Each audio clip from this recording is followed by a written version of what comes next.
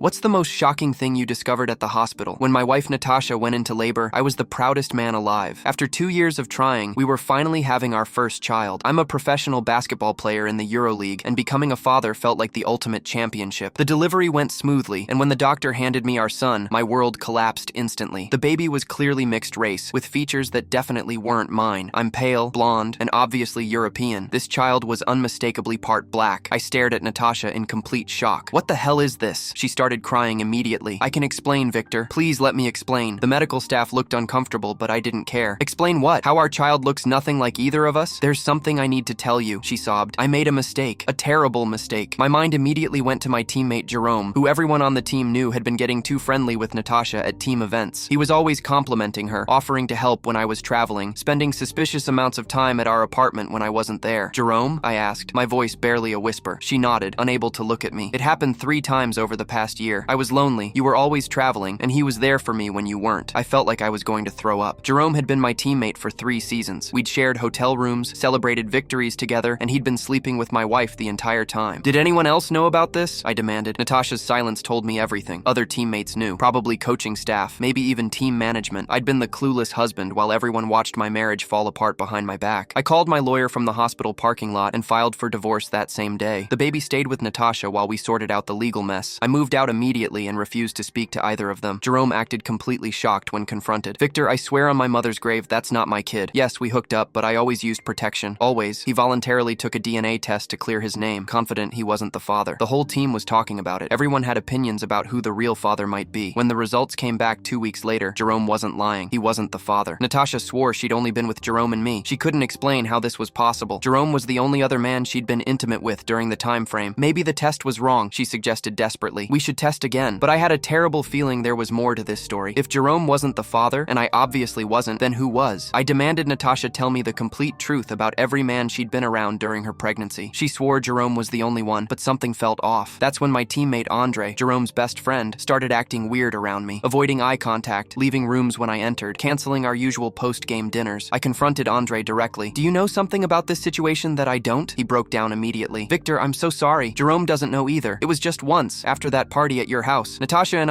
we were both drunk and Jerome had already left. The pieces finally clicked together. While Jerome was the obvious suspect everyone gossiped about, Andre had been the secret father all along.